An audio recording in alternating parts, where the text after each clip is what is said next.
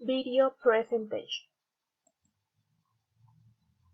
My name is Jennifer Daniela Mongi Corredor, belonging to the Technician in Service and Microprofessional Operations, Headquarters Cartagena. My instructor in the English module is Emir Fabian Angulo Diaz, and I am module 3 below. I will introduce the most important member of my family, is my mother. My mother is called Luzmeri Corredor Celi. She was born on the 18th of May of 1972. She is 50 years old. His nationality is Colombian.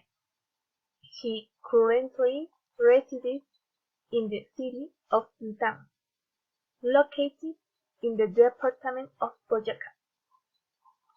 Its address is in the 16th race number 919. My mother is housewife.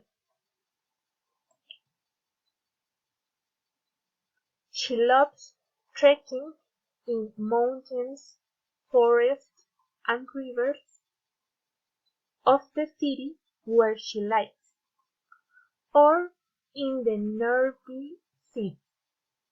This activity is done with his group of friends, who he appreciates very much. Her favorite food is spaghetti with grated cheese. My mother has hobbies watching Turkish soap operas and hinting, and I love to dress in red. Thanks a lot.